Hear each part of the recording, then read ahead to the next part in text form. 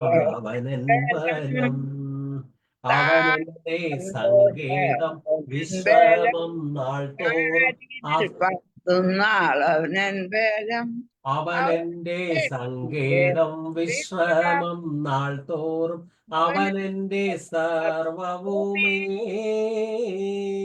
അവനെന്റെ സങ്കേതം വിശ്രമം നാൾ തോറും അവനെന്റെ സർവവുമേ അസാധ്യമെന്നു ഞാൻ കരുതിയ നാൾ അന്നാളിനോടു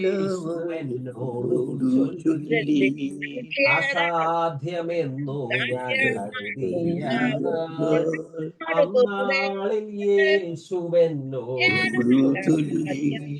മനുഷ്യരാൽ അസാധ്യം സാധ്യമാക്കുന്ന നിന്നോടു കൂടെയുണ്ട് മനുഷ്യരാൽ അസാധ്യം സാധ്യമാക്കുന്നവൻ നിന്നോടു കൂടെയുണ്ട്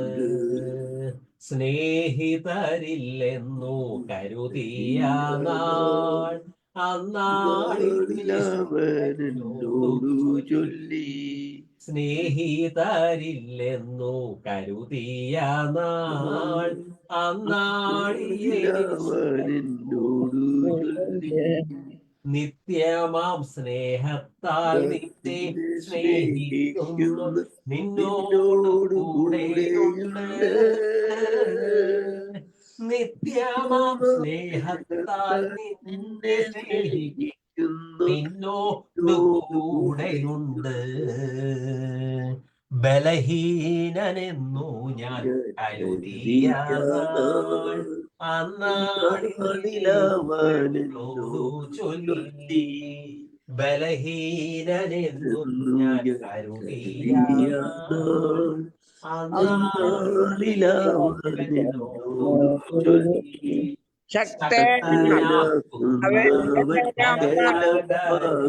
അവൻ എന്നോടു കൂടെയുണ്ട് അവൻ ബലം എന്നോടു കൂടെയുണ്ട് നിന്നീതനെന്നു ഞാൻ കരുതിയ അന്നാളിനോടു ചൊല്ലി നിന്നിതനെന്നു ഞാൻ കരുതിയ നാൾ അന്നാളിനോടു ചൊല്ലി നിന്നെ മാനിക്കുന്നു നിന്നെ സ്നേഹിക്കുന്നു നിന്നോട് കൂടെയുണ്ട് നിന്നെ മാനിക്കുന്നു നിന്നെ സ്നേഹിക്കുന്നു നിന്നോട് കൂടെയുണ്ട് കർത്താവിൽ സന്തോഷം അവനൻ ബലം അവനൻ ബലം അവനെന്റെ സങ്കേതം വിശ്രമം നടത്തൂറും അവനെന്റെ അവനെന്റെ സങ്കേതം വിശ്രമം നാൾ തോറും അവനെന്റെ സർവവുമേ ഞാൻ യഹോവയ്ക്കായി കാത്തുകാത്തല്ലോ അവനെങ്കലേക്കു ചാഞ്ഞുകല്ലോ ലോകാന്ത്യോളവും കൂടെ കൂടെയുണ്ട് കൂടെയുണ്ട് ഞാൻ യഹോവയ്ക്കായി കാത്തുകാത്തല്ലോ അവനെങ്കലേക്കു ചാഞ്ഞുകല്ലോ ഞാൻ യഹോവയ്ക്കായി അവനെങ്കലേക്കു ചാഞ്ഞുകല്ലോ നാശകരമായ കുഴിയിൽ നിന്നും കുഴഞ്ഞെഴുത്തിന്നും കയറ്റി കുഴഞ്ഞ ചേറ്റിൽ നിന്നെ കയറ്റി ഹല്ലേലൂയ ഹല്ലേലൂയ ഹല്ലേലൂയ ഹല്ലേലൂയ മഹത്വവും ജ്ഞാനവും സ്തോത്രവും ബഹുമാനവും ശക്തിയും ബലവും എന്നേശുവിന്. മഹത്വവും ജ്ഞാനവും സ്തോത്രവും ബഹുമാനം ശക്തിയും ബലവും എന്നേശുവിന്. എന്റെ കർത്താവേ, എന്റെ എന്റെ യഹോവേ, യഹോവേ, നീ നീയൊഴികെ ഒഴികെ എനിക്കൊരു എനിക്കൊരു നന്മയുമില്ല. നന്മയുമില്ല. എന്റെ എന്റെ കർത്താവേ, കർത്താവേ, എന്റെ എന്റെ യഹോവേ, യഹോവേ, നീയൊഴികെ എനിക്കൊരു നന്മയുമില്ല. ഭൂമിയിലുള്ള വിശുദ്ധന്മാരോ അവരെനിക്ക് ശ്രേഷ്ഠന്മാർ തന്നെ. ഭൂമിയിലുള്ള വിശുദ്ധന്മാരോ അവരെനിക്ക് അവരെനിക്ക് ശ്രേഷ്ഠന്മാർ തന്നെ. Hallelujah, hallelujah, hallelujah, hallelujah, hallelujah, hallelujah. മഹത്വവും മഹത്വവും ജ്ഞാനവും ജ്ഞാനവും സ്തോത്രവും സ്തോത്രവും ബഹുമാനം ബഹുമാനം ശക്തിയും ശക്തിയും ബലവും ബലവും എന്നേശുവിന്. എന്നേശുവിന്. മഹത്വവും മഹത്വവും ജ്ഞാനവും ജ്ഞാനവും സ്തോത്രവും സ്തോത്രവും ബഹുമാനം ബഹുമാനം ശക്തിയും ശക്തിയും ബലവും ബലവും എന്നേശുവിന്. എന്നേശുവിന്. മഹത്വവും ജ്ഞാനവും ജ്ഞാനവും സ്തോത്രവും സ്തോത്രവും ബഹുമാനം ബഹുമാനം ശക്തിയും ബലവും ബലവും എന്നേശുവിന്. എന്നേശുവിന്. ആഹാഹാഹാലേലൂയ, ഹല്ലേലൂയ,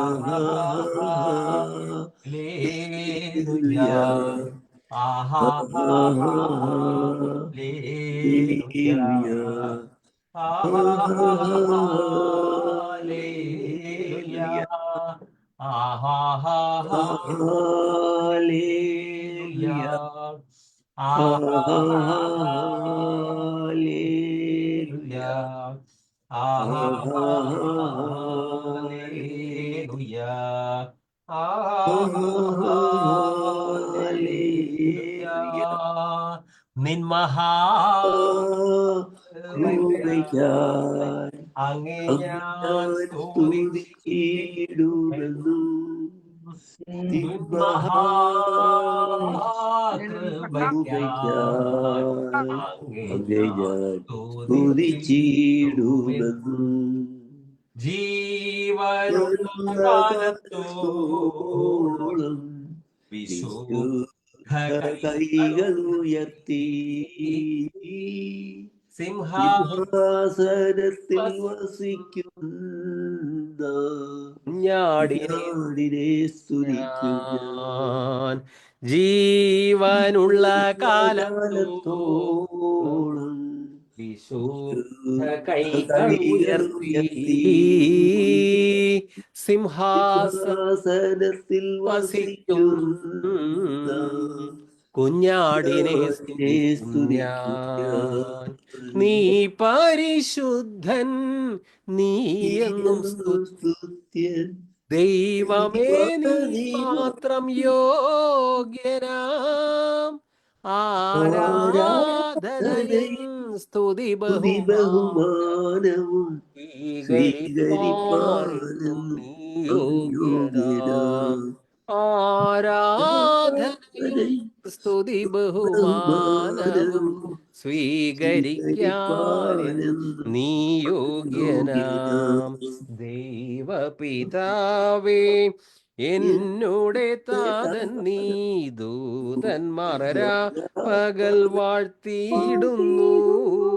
നന്ദിയാൽ വണങ്ങും തിരുമുന്നിലിന്നേരം എന്നുമെന്നും നീ ആരാധ്യനാം.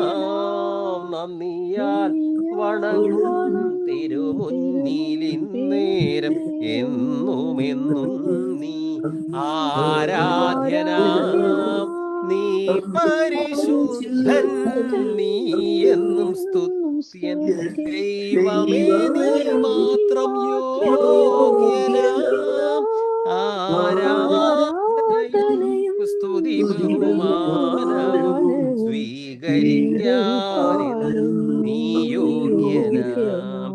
ആരാധനയും സ്തുതി ബഹുമാനവും സ്വീകരിക്കാനെന്നും നീ യോഗ്യനാം. യേശുവേ നാഥ, കർത്തനാം രക്ഷകൻ, ദൂതന്മാർ രാപ്പകൽ വാഴ്ത്തിയിടുന്നു.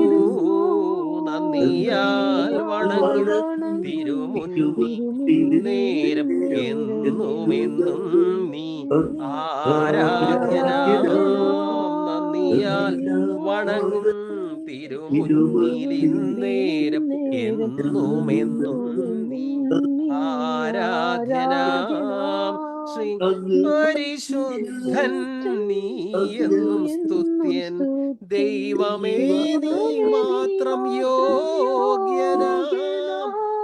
ആരാധനയും സ്തുതി ബഹുമാനവും സ്വീകരിക്കാനെന്നും നീ യോഗ്യനാം. ആരാധനയും സ്തുതി ബഹുമാനവും സ്വീകരിക്കാനെന്നും നീ യോഗ്യനാം. കർത്താവ് നമ്മെ അനുഗ്രഹിക്കട്ടെ. റോസ സിസ്റ്റർ വാക്യം പറയാൻ തയ്യാറായിട്ടുണ്ടോ? കൊളോസ്യ ലേഖനം 2:1-8 വരെ. കൊളോസ്യ പിന്നെ ആർക്കെങ്കിലും പറയാൻ സാധിക്കുന്നെങ്കിൽ പറയാം. കൊളോസ്യ ലേഖനം 2:1-8 വരെ. ഹല്ലേലൂയ. ഇല്ലെങ്കിൽ നമുക്ക് പറഞ്ഞോളൂ. നിങ്ങൾക്കും ലവോദിക്കയിലുള്ളവർക്കും ജഡത്തിൽ എന്റെ മുഖം കണ്ടിട്ടില്ലാത്തവർക്കും വേണ്ടി അവർ ക്രിസ്തു എന്ന ദൈവിക മർമ്മത്തിന്റെ പരിജ്ഞാനവും വിവേകസമ്പൂർണ്ണ സമ്പത്തും പ്രാപിക്കാൻ തക്കവിധം സ്നേഹത്തിൽ ഏകീഭവിച്ചിട്ട് ഹൃദയങ്ങൾക്ക് ആശ്വാസം പകരുവാൻ പ്രാപ്തരാകണം എന്ന് വെച്ച് ഞാൻ എത്ര വലിയ പോരാട്ടം കഴിക്കുന്നു എന്ന് നിങ്ങൾ അറിയാൻ ഞാൻ ഇച്ഛിക്കുന്നു. അവൻ ജ്ഞാനത്തിന്റെയും പരിജ്ഞാനത്തിന്റെയും സകല നിക്ഷേപങ്ങളും ഗുപ്തമായിട്ടിരിക്കുന്നു. വശീകരണ വാക്കുകൾ കൊണ്ട് ആരും നിങ്ങളെ ചതിക്കാതിരിക്കാൻ സൂക്ഷിച്ചുകൊള്ളുവേൻ. ചതിക്കാതിരിക്കാൻ ഞാൻ ഇത് നിങ്ങൾക്ക് എഴുതുന്നു. ശരീരം കൊണ്ട് ഞാൻ ദൂരസ്ഥനെങ്കിലും ആത്മാവ് കൊണ്ട് നിങ്ങളുടെ കൂടെയുള്ളവനായും നിങ്ങളുടെ ക്രമവും ക്രിസ്തീയ വിശ്വാസത്തെയും അറിഞ്ഞിട്ട് ദൈവത്തിന് അധികം സന്തോഷിക്കുന്നു. നിങ്ങൾ കർത്താവ് യേശു ക്രിസ്തുവിൽ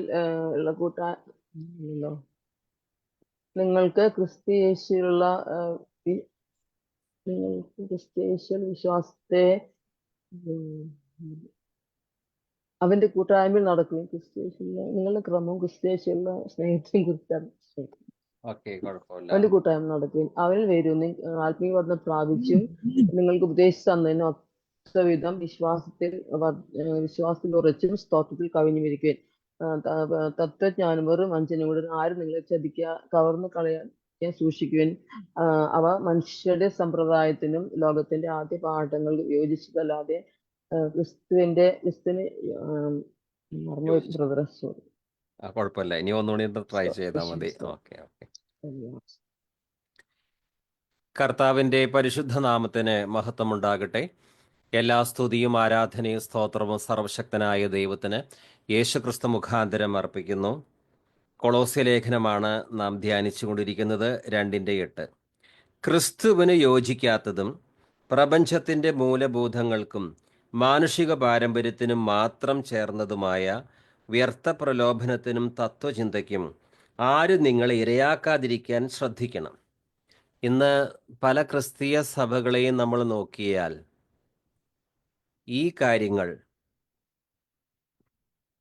അവിടെ നിറവേറിയിരിക്കുകയാണ്. ഇത് വരാതിരിക്കാൻ സൂക്ഷിക്കണമെന്ന് പൗലോസ് പറഞ്ഞു.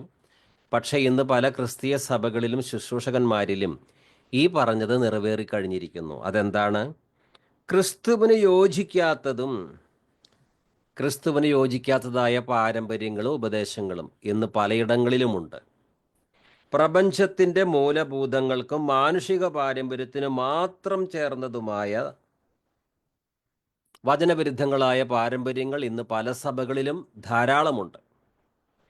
പിന്നെ തത്വചിന്ത, മനുഷ്യരെ ആവേശഭരിതരാക്കുവാൻ ഈ ലോകത്തിൻ്റെ ജ്ഞാനം എന്ന പേരിൽ തത്വചിന്ത, ഫിലോസഫി തെറ്റല്ല, ധാരാളം പഠന വിഷയങ്ങൾ ഈ ലോകത്തിലുണ്ട്, അത് പഠിക്കരുത് എന്നല്ല. പക്ഷേ ക്രിസ്തുവിൻ്റെ പ്രമാണങ്ങൾക്ക് വിരോധമായ ഏതു തത്വചിന്തയും ഒരു വിശ്വാസിയെ ആത്മീയ മരണത്തിലേക്ക് മാത്രമേ നയിക്കുകയുള്ളൂ. അതുകൊണ്ട് പൗലോസ് അന്ന് ഭയപ്പെട്ട ഈ കാര്യങ്ങളൊക്കെ ഇന്ന് പല സഭകളിലും നിറവേറി. ക്രിസ്തുവിന് യോജിക്കാത്തതും പ്രപഞ്ചത്തിൻ്റെ മൂലഭൂതങ്ങൾക്കും മാനുഷിക പാരമ്പര്യത്തിനും മാത്രം ചേർന്നതുമായ വ്യർത്ഥ പ്രലോഭനത്തിനും തത്വചിന്തയ്ക്കും ആരും നിങ്ങളെ ഇരയാക്കാതിരിക്കാൻ ശ്രദ്ധിക്കണം. ഇന്ന് പൗലോസിനെ പോലെ ദൈവസഭയിലെ ശുശ്രൂഷകന്മാർക്കും വിശ്വാസികൾക്കും ഉപദേശത്തിൽ നിലനിൽക്കണം. ദുരുപദേശങ്ങൾക്കും പാരമ്പര്യങ്ങൾക്കും നിങ്ങൾ അല്പം പോലും ചെവി കൊടുക്കരുത്. അങ്ങനെ പറയുന്ന ശുശ്രൂഷകന്മാർ വളരെ കുറച്ചേയുള്ളൂ. പല സഭകളും ശുശ്രൂഷകന്മാരും അവരുടെ സഭയിലേക്ക് ലോകത്തെ പ്രവേശിപ്പിച്ചിരിക്കുകയാണ്.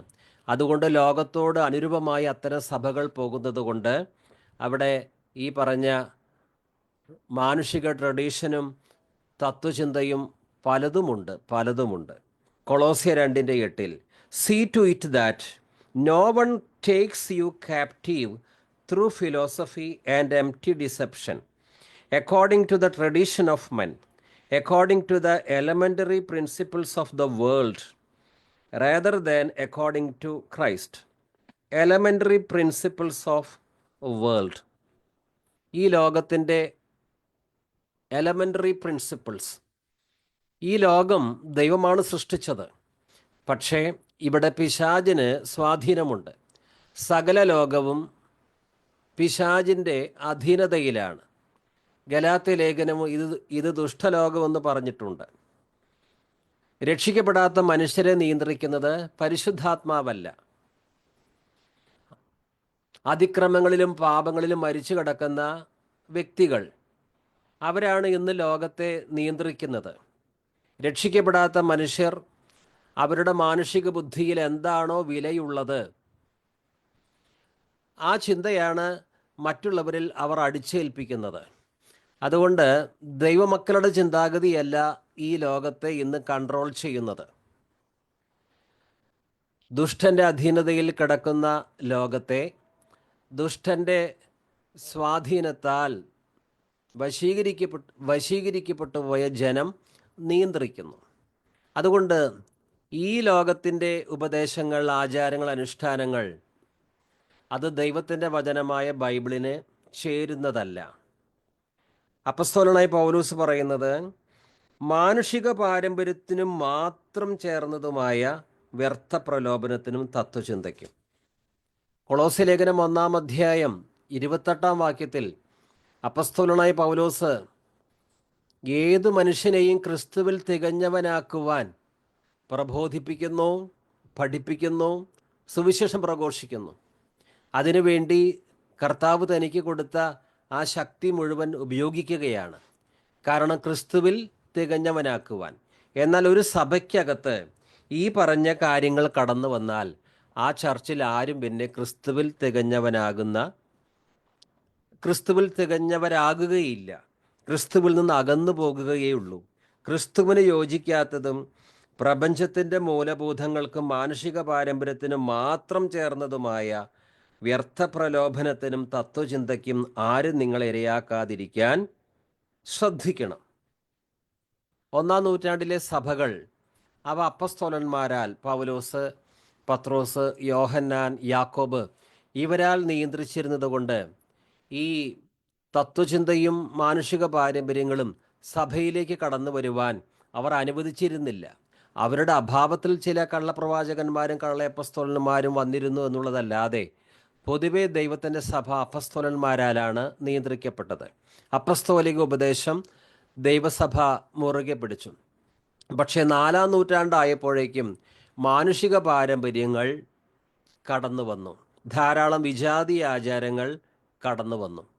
അന്ന് അപ്പസ്തോലന്മാർ എന്താണോ പഠിപ്പിച്ചത് അതിന് നേരെ വിപരീതമായി പഠിപ്പിക്കുന്ന സഭാപിതാക്കന്മാർ 4-ാം നൂറ്റാണ്ട് മുതൽ ക്രിസ്തീയ ഗോളത്തിൽ വന്നു. അവർ പുറജാതീയ ആചാരങ്ങൾ, വിജാതീയ ആചാരങ്ങൾ ക്രിസ്തീയ സഭകളിലേക്ക് കൊണ്ടുവന്നു. എന്നിട്ട് അതിനെ വിശുദ്ധ പാരമ്പര്യം എന്നൊക്കെ പറയാൻ തുടങ്ങി.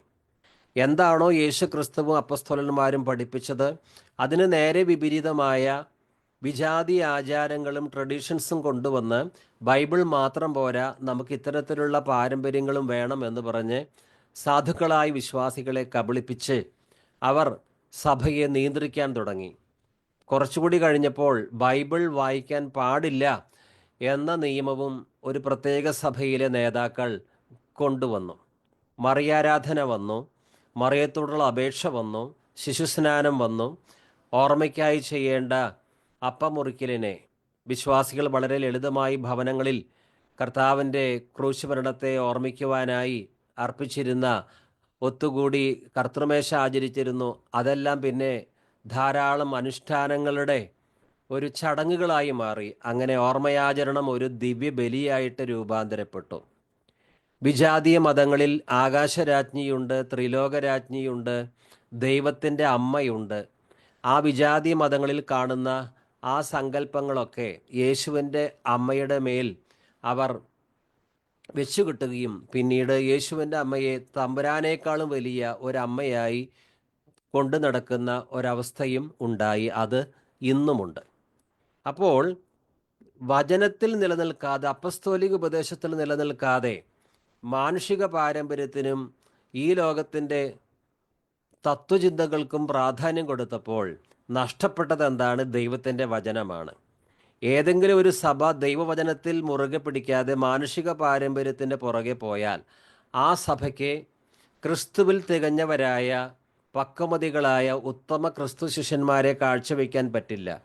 മറിച്ച് ആത്മീയമായി മരിച്ച വിശ്വാസികളെ മാത്രമേ കാഴ്ചവെക്കാൻ പറ്റൂ. കാരണം ആ നേതാക്കൾ തന്നെ ആത്മീയമായി ജീവൻ പ്രാപിക്കാത്തവർ, വീണ്ടും ജനിക്കാത്തവരായതുകൊണ്ട് അവർക്ക് അവരെ പോലുള്ള വിശ്വാസികളെ മാത്രമേ സൃഷ്ടിക്കാൻ സാധിക്കുകയുള്ളൂ. ഈ മാനുഷിക പാരമ്പര്യങ്ങൾക്ക് ആരും നിങ്ങളെ അടിമകളാക്കരുത് എന്ന് പറഞ്ഞ പൗലോസ്, അദ്ദേഹം 2000 വർഷങ്ങൾക്ക് മുമ്പ് മരിച്ചുപോയി. ഇന്ന് പൗലോസ് അഥവാ ഇന്ന് കാണുന്ന വിവിധ സഭകളിലേക്ക് ഒരു എത്തിനോട്ടം നടത്തിയാൽ അദ്ദേഹം സ്തംഭിച്ചു പോകും. ഇതാ ഇന്നത്തെ ഞായറാഴ്ച ആരാധന. പൗലോസ് ലീഹ വിവിധ ക്രിസ്തീയ സഭകളിൽ ഒരു സന്ദർശനം നടത്തുകയാണ് എന്ന് കരുതുക. ഒരു സഭയിലേക്ക് കയറി വന്നപ്പോൾ ആ ചർച്ചിനകത്ത് ധാരാളം പ്രതിമകളും സ്വരൂപങ്ങളുമാണ്. വിശ്വാസികൾ അതിനെ വണങ്ങുന്നു, ശുശ്രൂഷകനും അതിനെ വണങ്ങുവാൻ നേതൃത്വം കൊടുക്കുകയാണ്. പൗലോസ് ആകെ വിഷമിച്ചു പോകും. കാരണം വിഗ്രഹാരാധന വിട്ട് ഓടുവിൻ എന്ന് പഠിപ്പിച്ചവനാണ് പൗലോസ്. ദൈവാലയത്തിന് വിഗ്രഹങ്ങളുമായി എന്ത് യോഗ്യത എന്ന് കൊരിന്ത്യ ലേഖനത്തിൽ അദ്ദേഹം എഴുതി വെച്ചിട്ടുണ്ട്. വിഗ്രഹങ്ങൾ, പ്രതിമകൾ ഉള്ള സ്ഥലം ദൈവാലയമല്ല. വിഗ്രഹാരാധനയ്ക്കും പ്രതിമാവണക്കത്തിനും അപ്പസ്തോലന്മാർ വിഗ്രഹാരാധനയ്ക്കെതിരായി സംസാരിച്ച പൗലോസ് ഇന്ന് സ്വരൂപങ്ങൾ ക്രിസ്തുവിൻ്റെ പേരിലും മറിയത്തിൻ്റെ പേരിലുമൊക്കെ മുക്കിലും മൂലയിലും കാണുമ്പോൾ, ചില ചർച്ചിനകത്തും കാണുമ്പോൾ അദ്ദേഹത്തിന് എത്രമാത്രം വിഷമം ഉണ്ടാകും. കാരണം അപ്പസ്തോലിക ഉപദേശത്തിൽ നിന്ന് നേരെ പുറകോട്ട് മാറി ചില സഭ. ഒരിക്കൽ പൗലോസ് സുവിശേഷ പ്രഘോഷണാർത്ഥം ഒരു പട്ടണത്തിലെത്തിയപ്പോൾ അവിടെ നിറയെ വിഗ്രഹങ്ങളാണ്. ആ വിഗ്രഹങ്ങൾ കണ്ടപ്പോൾ തൻ്റെ മനസ്സിൽ വലിയ ക്ഷോഭമുണ്ടായി, മനസ്സിന് ചൂടുപിടിച്ചു. എന്തുകൊണ്ട്? ഈ ജനം ഒരു സ്വരൂപവും ഉണ്ടാക്കരുത്, വണങ്ങരുത്, ആരാധിക്കരുത് എന്ന് പറഞ്ഞ ആ ദൈവകൽപ്പന അറിയാതെയാണല്ലോ ഈ ജീവനില്ലാത്ത പ്രതിമകളെ വണങ്ങുന്നത്. അദ്ദേഹത്തിൻ്റെ ഹൃദയത്തിൽ വലിയ വേദനയുണ്ടായി. പക്ഷേ അത് അദ്ദേഹം പ്രകടിപ്പിച്ചില്ല എങ്കിലും ജീവനുള്ള ദൈവത്തെക്കുറിച്ചുള്ള സുവിശേഷം ആ പ്രതിമാവണങ്ങികളായ സമൂഹത്തോട് പ്രഘോഷിച്ചു. എന്നാൽ ഇന്ന് അദ്ദേഹം പൗലോസ് പല ചർച്ചയിലും കടന്നു ചെല്ലുകയാണെങ്കിൽ പ്രതിമാവണക്കം കൊണ്ടുള്ള പ്രയോജനം എന്താണ്? പ്രതിമാവണക്കത്തിന് ട്രെയിനിങ് കൊടുക്കുന്ന നേതാക്കളെയാണ് അദ്ദേഹത്തിന് പലയിടത്തും കാണാൻ സാധിക്കുക. പിന്നെ പൗലോസ് മറ്റൊരു ചർച്ചിലേക്ക് പോയി. ഇത് ഒരു സാദൃശ്യമായിട്ടാണ് പറയുന്നത്. അപ്പോൾ അവിടെ ഇതാ സുവിശേഷം വിശ്വസിച്ച് ചില വിശ്വാസികൾ പിതാവിൻ്റെയും പുത്രൻ്റെയും പരിശുദ്ധാത്മാവിൻ്റെ നാമത്തിൽ സ്നാനപ്പെടുന്നു. അവർ മാനസാന്തരപ്പെട്ട് പാപജീവിതം ഉപേക്ഷിച്ച് പിതാവിൻ്റെയും പുത്രൻ്റെയും പരിശുദ്ധാത്മാവിൻ്റെ നാമത്തിൽ സ്നാനപ്പെടുന്നു. അപ്പോൾ പൗലോസിന് വലിയ സന്തോഷം തോന്നി. ഈ സഭയിലെ വിശ്വാസികൾ എന്തായാലും സ്നാനം എന്ന കൽപ്പന അത് ഭംഗം കൂടാതെ 1-ാം നൂറ്റാണ്ടിൽ വിശ്വാസികൾ എങ്ങനെയാണോ ചെയ്തിരുന്നത് അതേപോലെ ചെയ്യുന്നുണ്ടല്ലോ. അദ്ദേഹത്തിന് വളരെ സന്തോഷം തോന്നി. അദ്ദേഹം മറ്റൊരു ചർച്ചിലേക്ക് പോയപ്പോൾ അവിടെ കുഞ്ഞുങ്ങളെയാണ് സ്നാനപ്പെടുത്തുന്നത്, എട്ടും പൊട്ടും തിരിയാത്ത ശിശുക്കളെ. അപ്പോൾ പൗലോസ് ചിന്തിച്ചു, ഇത് സ്നാനമല്ലല്ലോ. യേശുക്രിസ്തുവിൻ്റെ മരണം, അടക്കം, ഉത്ഥാനം ഇവയോട് ഐക്യമത്യപ്പെടാനാണ് യഥാർത്ഥ സ്നാനം. സുവിശേഷം വിശ്വസിച്ചവരെ സ്നാനപ്പെടുത്താനും മാനസാന്തരപ്പെട്ടവരെ സ്നാനപ്പെടുത്താനുമാണല്ലോ തിരുവചനം പറയുന്നത്. എന്നാൽ സുവിശേഷത്തിൽ വിശ്വസിക്കുവാൻ സാധിക്കാത്ത, എന്താണ് മാനസാന്തരം എന്നറിയാത്ത കുഞ്ഞുങ്ങളെയാണല്ലോ ഇവിടെ സ്നാനപ്പെടുത്തുന്നത്. ഇത് ബൈബിളിലെ സ്നാനമല്ല, ഏതോ വിജാതീയ ആചാരം കടമെടുത്ത് അത് ക്രിസ്തീയ സ്നാനമാണെന്ന് പറഞ്ഞ് ജനത്തെ കബളിപ്പിക്കുകയാണല്ലോ ഈ ചർച്ചിൽ ചെയ്യുന്നത്. പൗലോസിന് ആ കാഴ്ച കണ്ട് കർത്താവിൻ്റെ അന്ത്യകൽപ്പനയായ സ്നാനത്തെ തന്നെ അവഹേളിക്കുന്ന വിധം കണ്ട് വലിയ ഹൃദയവേദന ഉണ്ടാകും. അദ്ദേഹം മറ്റൊരു ചർച്ചിലേക്ക് പോയി. അപ്പോൾ അവിടെ പ്രധാനമായിട്ടും മറിയത്തോടാണ് അപേക്ഷ. മറിയത്തിൻ്റെ വിഗ്രഹങ്ങളും പ്രതിമകളും വെച്ച് ആളുകൾ വണങ്ങുന്നു. രാവും പകലും ഇപ്പോഴെപ്പോഴും, പ്രത്യേകിച്ച് മരണസമയത്തും തമ്പുരാനോട് അപേക്ഷിച്ചു കൊള്ളണമേ എന്ന് മറിയത്തെ മധ്യസ്ഥയാക്കി നിലവിളിക്കുകയാണ്. അത് പൗലോസ് കണ്ടപ്പോൾ വലിയ വേദന തോന്നി. ഈ രീതിയിലുള്ളൊരു പ്രാർത്ഥനാ രീതി ഞാനൊരിക്കലും പഠിപ്പിച്ചിട്ടില്ലല്ലോ. ബൈബിളിൽ എവിടെയും ഇങ്ങനെയൊരു പ്രാർത്ഥനാ രീതി, കൊന്തയോ ജപമാലയോ ഇല്ലല്ലോ. ഇതൊക്കെ ഇവർക്ക് എവിടെ നിന്ന് കിട്ടി? ആരാണ് ഇവർ ഈ രീതിയിൽ മറിയാരാധകരും മറിയത്തോട് അപേക്ഷിക്കുന്നവരും ആക്കിയത്?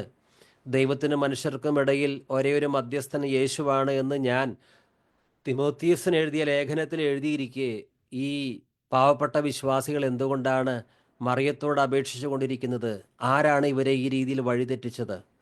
അദ്ദേഹത്തിന് വലിയ വേദന തോന്നി. പൗലോസ് വീണ്ടും അടുത്ത സഭയിലേക്ക് പോയി. അവിടെ ഇതാ ഒരു ചർച്ചിനകത്ത് അദ്ദേഹം പ്രവേശിച്ചപ്പോൾ യാതൊരു പ്രതിമകളുമില്ല, അവിടെ പുരോഹിതന്മാരില്ല. ആത്മാവിലും സത്യത്തിലും ജനം ആരാധിക്കുന്നു. വലിയ ദൈവസാന്നിധ്യം, വചനപ്രകാരമുള്ള പ്രബോധനം ആ സഭയിലുണ്ട്. വിശ്വാസികൾ ദൈവഭയത്തോടെ ജീവിക്കുന്നു. വലിയ ദൈവസാന്നിധ്യം ആ ചർച്ചിനകത്ത് പൗലോസ് പ്രവേശിച്ചപ്പോൾ അനുഭവിച്ചു. അദ്ദേഹത്തിന് വലിയ സന്തോഷം തോന്നി. 1-ാം നൂറ്റാണ്ടിലേതുപോലുള്ള ആ സഭ ഇന്നും ഇപ്പോഴും നിലനിൽക്കുന്നുണ്ടല്ലോ. ഇവർ മധ്യസ്ഥരോട്, മരിച്ചുപോയവരോട് അപേക്ഷിക്കുന്നില്ല, പ്രതിമകളെ വണങ്ങുന്നില്ല. ഇവരുടെ ഇടയിൽ വചനവിരുദ്ധങ്ങളായി വിജാതീയ ആചാരങ്ങളൊന്നും കാണുന്നില്ലല്ലോ. ഇവർ 1-ാം നൂറ്റാണ്ടിലെ അപ്പസ്തോലന്മാർ പഠിപ്പിച്ച അതേ ഉപദേശങ്ങൾ തന്നെ മായം ചേർക്കാതെ ഇപ്പോഴും നിലനിർത്തുന്നല്ലോ. പൗലോസിന് ആ സഭയെ പ്രതി വലിയ സന്തോഷം തോന്നി. അദ്ദേഹം വീണ്ടും പോയപ്പോൾ മറ്റൊരു സഭ ഞായറാഴ്ച ആരാധനയ്ക്കായിട്ട് വിശ്വാസികൾ കടന്നു വന്നിരിക്കുകയാണ്. പൗലോസ് ആ സഭയിൽ പോയപ്പോൾ ആ ചർച്ച് കണ്ടപ്പോൾ തന്നെ പെട്ടെന്ന് അദ്ദേഹത്തിന് തോന്നി, ഇത് ഒരു വിജാതീയ ദേവാലയമാണോ? അമ്പലത്തിൻ്റെ അതേ മോഡലിലാണ് ആ ചർച്ച് പണിതിരിക്കുന്നത്. അവിടുത്തെ ആരാധനകളും ചടങ്ങുകളും അദ്ദേഹം ശ്രദ്ധിച്ചപ്പോൾ അതെല്ലാം പുറജാതീയ മതങ്ങളിൽ നിന്ന് കോപ്പിയടിച്ചതുപോലെ. അവിടെ തുലാഭാരമുണ്ട്, എഴുത്തിനിരുത്തുണ്ട്, ഉത്സവത്തിന് തുല്യമായ പെരുന്നാളുണ്ട്, വിഗ്രഹങ്ങളുടെ എഴുന്നള്ളത്തുണ്ട്, വിജാതീയ പുരോഹിതന്മാരുടെ വേഷം ധരിച്ച ശുശ്രൂഷകന്മാരുണ്ട്, ഒരുപാട് വിജാതീയ ആചാരങ്ങൾ, താലിയുണ്ട്, മന്ത്രകൂടിയുണ്ട്, എല്ലാം വിജാതീയമായ ആചാരങ്ങൾ. അത് കണ്ടപ്പോൾ പൗലോസിന് വളരെയധികം വേദന തോന്നി. കാരണം ഈ സഭയിലെ വിശ്വാസികൾ ദൈവത്തിൻ്റെ വചനത്തിൽ നിന്നും ക്രിസ്തുവിൽ നിന്നും എത്രമാത്രം അകന്നു മാറി ഈ വിജാതീയ ആചാരത്തിലേക്കും മാനുഷിക പാരമ്പര്യത്തിലേക്കും തിരിഞ്ഞു പോയല്ലോ എന്നോർത്ത് പൗലോസിന് വലിയ ദുഃഖവും വേദനയും തോന്നി. പൗലോസ് പിന്നെയും പല സഭകളിലും പള്ളികളിലും കയറിയിറങ്ങി നടക്കുമ്പോൾ ഇതാ ഒരു കൂട്ടർ വലിയ മരക്കുരിശുമായി ഒരു മല കയറാൻ പോകുന്നു. പൗലോസിന് വലിയ അത്ഭുതം തോന്നി. സകല മനുഷ്യരുടെയും പാപങ്ങളുടെ മോചനത്തിന് വേണ്ടി യേശു ക്രൂശിൽ കയറി മരിച്ചു. അങ്ങനെയാണ് പാപക്ഷമ കിട്ടുന്നത്. അതൊന്നും അറിയാതെ ഇതാ ഒരു കൂട്ടം ജനങ്ങൾ മലയും കുരിശും തോളിലേറ്റി മല കയറുന്നു. ഇവർക്ക് യേശു ആരാണെന്ന് അറിയുന്നില്ലല്ലോ. എന്തിനാണ് യേശു ക്രൂശിൽ മരിച്ചത് ഇവർക്ക് അറിയുന്നില്ലല്ലോ. ആരാണ് ഇവരെ ഈ രീതിയിൽ ക്രൂശ് ചുമക്കുവാൻ, മരക്കുരിശ് ചുമക്കുവാൻ നിർബന്ധിച്ച് ഇവരെ കഷ്ടപ്പെടുത്തുന്നത്? ആരാണ്? ഇവരുടെ നേതാക്കളല്ലേ?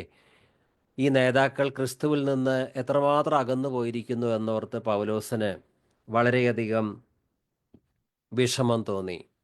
അദ്ദേഹം പല ചർച്ചുകളിലും പോയപ്പോൾ പലയിടങ്ങളിലും മറിയ വണക്കം എന്ന പേരിലുള്ള മറിയാരാധന, ദൈവത്തിൻ്റെ കൽപ്പനയ്ക്ക് വിരോധമായിട്ടുള്ള പ്രതിമാ വണക്കം, അതുപോലെ അദ്ദേഹം ഒരു ചർച്ചിൽ പോയപ്പോൾ അവിടെ ഇതാ ബലി, അപ്പം മുറിക്കലിനെ ഒരു ബലിയാക്കി തീർത്തിരിക്കുന്നു. പഴയ നിയമത്തിൽ പുരോഹിതന്മാരുണ്ട്, പാപപരിഹാര ബലികളുണ്ട്.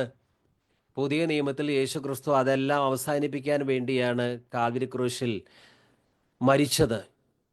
എൻ്റെ ഓർമ്മയ്ക്കായി ഇത് ചെയ്യുവിനെന്ന് പറഞ്ഞ് അപ്പം മുറിക്കൽ സ്ഥാപിച്ചു. ഇനി പുരോഹിതന്മാരില്ല, ബലിപീഠമില്ല.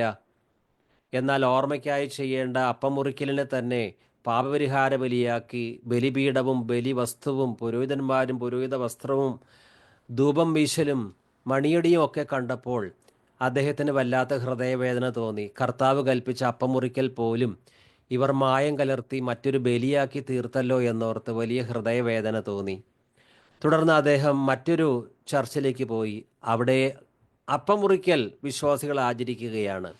അവിടെ പുരോഹിതന്മാരില്ല, പുരോഹിത വസ്ത്രമില്ല, ബലിപീഠമില്ല, മണിയടിയില്ല, ധൂപം കുറ്റി വീശലില്ല. വിശ്വാസികൾ വളരെ ഭക്തിയോടെ വിശ്വസിച്ച് സ്നാനം സ്വീകരിച്ച സഭയിലെ വിശ്വാസികൾ കർത്താവിൻ്റെ ഓർമ്മയ്ക്കായി, അവർക്ക് വേണ്ടി ക്രൂശിൽ മരിച്ച് രക്ഷ നൽകിയ കർത്താവിൻ്റെ ഓർമ്മയ്ക്കായി അപ്പം മുറിക്കലിൽ പങ്കെടുക്കുന്നു. അപ്പത്തിലും പാനപാത്രത്തിലും ഒരുപോലെ അംശികളാകുന്നു. നേരത്തെ അപ്പം മുറിക്കലിന് ഒരു ബലിയാക്കിയ പ്രസ്ഥാനത്തിലേക്ക് അദ്ദേഹം പോയപ്പോൾ അവിടെ വിശ്വാസികൾക്ക് ശുശ്രൂഷകൻ വീഞ്ഞ് കൊടുക്കുന്നേയില്ല, അപ്പം മാത്രമേ കൊടുക്കുന്നുള്ളൂ. എന്നാൽ ഇവിടെ അദ്ദേഹം അപ്പം മുറിക്കൽ നടത്തുന്നത് കണ്ടപ്പോൾ വലിയ സന്തോഷം തോന്നി. 2000 വർഷങ്ങൾ കഴിഞ്ഞിട്ടും കർത്താവായ യേശു ക്രിസ്തു അപ്പം മുറിക്കൽ എങ്ങനെ നടത്തണം, അതേ പ്രകാരം തന്നെ ഇവർ നടത്തുന്നുണ്ടല്ലോ. പൗലോസിന് വലിയ സന്തോഷം തോന്നി. പൗലോസിന് ഒരു കാര്യം മനസ്സിലായി. ധാരാളം സഭകൾ വചനത്തിൽ നിന്ന് അകന്നുപോയി വിജാതീയ ആചാരങ്ങൾക്കും പിശാചിനും ആ സഭയുടെ വാതിൽ തുറന്നു കൊടുത്തിട്ടിരിക്കുകയാണ്. അവിടെ ബൈബിളിനോ വചനത്തിനോ സ്ഥാനമില്ല. ആ സഭയെ നടത്തുന്ന നേതാക്കൾക്ക് തോന്നിയ ഉപദേശങ്ങളും ആരാധനകളും ആചാരങ്ങളും ഒക്കെയാണ്. അവിടെ ക്രിസ്തുവിൻ്റെ വചനത്തിനോ സ്ഥാനമില്ലാതെ ആ നേതാക്കളാണ് ആ സഭയെ ഭരിച്ചുകൊണ്ടിരിക്കുന്നത് എന്നുള്ള കാര്യം മനസ്സിലായി. എന്നാൽ മറുഭാഗത്ത് അദ്ദേഹത്തിന് സന്തോഷവും ഉണ്ടായി. 2000 വർഷങ്ങൾക്ക് മുമ്പ് ക്രിസ്തു അപ്പസ്തോലന്മാരും പഠിപ്പിച്ച അതേ ഉപദേശത്തിൽ ഉറച്ചു നിൽക്കുന്ന വിശുദ്ധരായ കുറച്ച് ദൈവമക്കളെ ദൈവസഭകളിൽ അദ്ദേഹത്തിന് കാണാൻ കഴിഞ്ഞപ്പോൾ വലിയ സന്തോഷം തോന്നി. പൗലോസ് ഓർത്തു, ഞാൻ എൻ്റെ സഭയെ പണിയും, പാതാള ഗോപുരങ്ങൾ അതിനെ ജയിക്കുകയില്ല. പാതാള ഗോപുരങ്ങൾ ഡ്യൂപ്ലിക്കേറ്റ് സഭകളെയെല്ലാം ഉണ്ടാക്കാൻ ശ്രമിച്ചാലും ഇന്നും ഈ 21-ാം നൂറ്റാണ്ടിലും ആത്മാവിലും സത്യത്തിലും ആരാധിക്കുന്ന ദൈവത്തിൻ്റെ വചനത്തോട് വിശ്വസ്തത പുലർത്തുന്ന സത്യസഭകൾ ഉണ്ടല്ലോ എന്നോർത്ത് പൗലോസിന് വലിയ സന്തോഷം തോന്നി. ഇനിയുമുണ്ട് അനേക കാര്യങ്ങൾ പറയുവാൻ. ഇത്രയും സമയം പറഞ്ഞത് ഇന്ന് 2000 വർഷങ്ങൾക്ക് മുമ്പ് മരിച്ചുപോയ പൗലോസ് ഇന്നത്തെ സഭകളെ കാണുമ്പോൾ അദ്ദേഹം അതിനെ എങ്ങനെ വിലയിരുത്തും? ചില സഭകളിലെ വിഗ്രഹാരാധനയും മറ്റും കാണുമ്പോൾ അദ്ദേഹത്തിന് എത്രമാത്രം വേദനയുണ്ടാകും.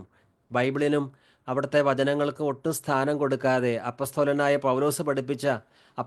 പൗലോസ് എഴുതിയ ലേഖനത്തിലെ കാര്യങ്ങൾക്ക് അല്പം പോലും വില കൊടുക്കാതെ അതിന് നേരെ വിപരീതമായി വിജാതീയ വൽക്കരണത്തിലേക്ക് തിരിഞ്ഞിരിക്കുന്ന സഭകളെ കാണുമ്പോഴുള്ള അദ്ദേഹത്തിൻ്റെ വേദന. മറുഭാഗത്ത് വചനത്തോട് വിശ്വസ്തത കാണിക്കുന്ന ദൈവമക്കളുടെ വിശ്വസ്തത.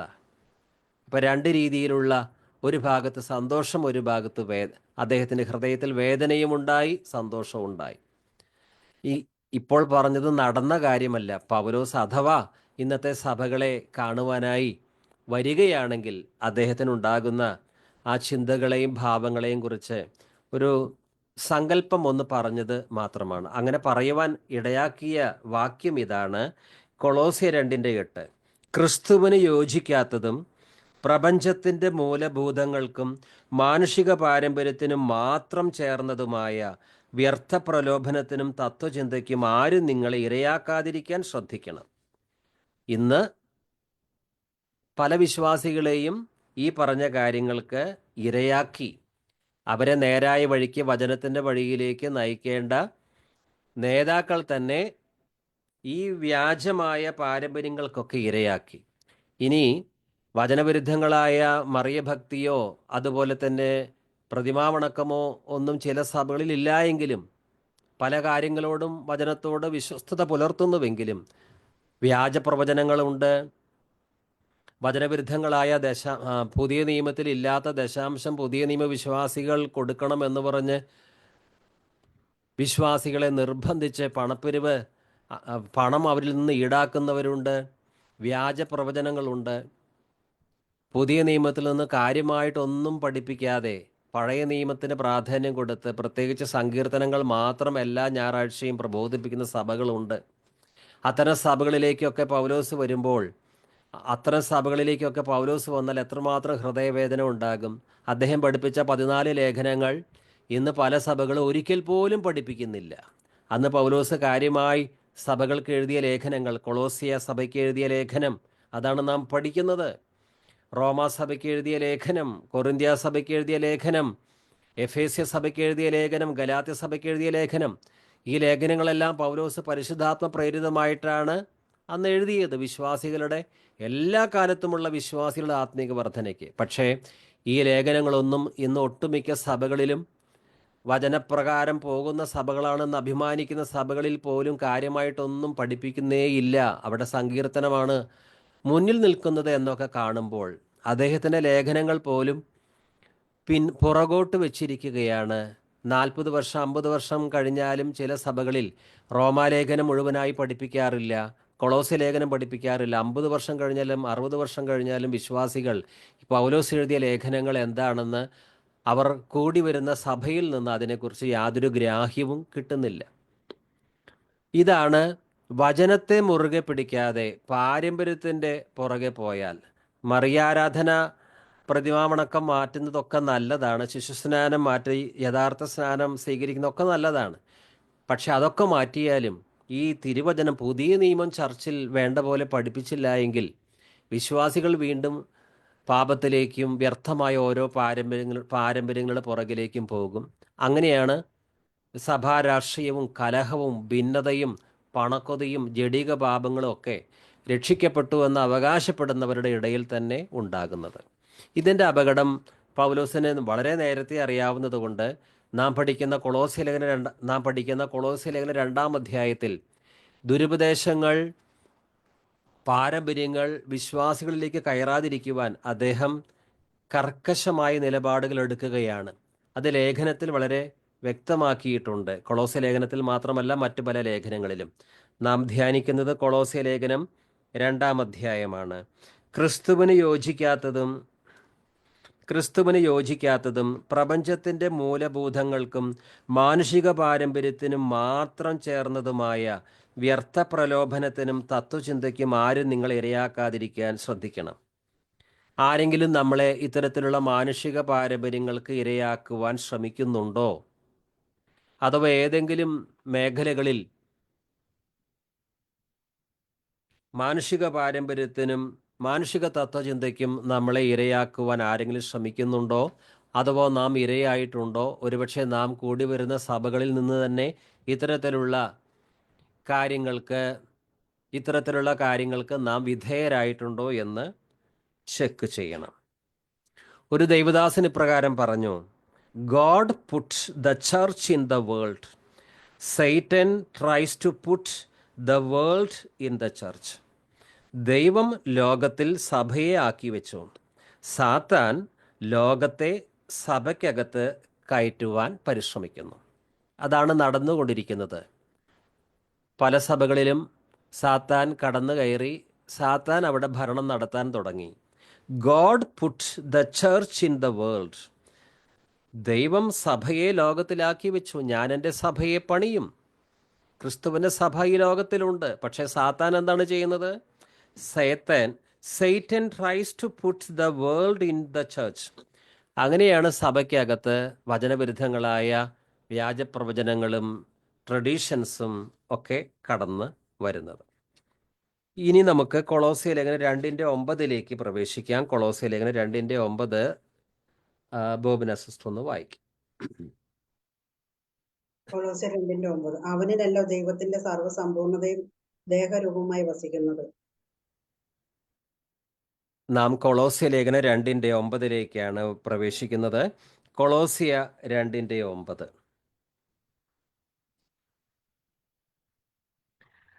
For in him all the fullness of deity dwells in bodily form.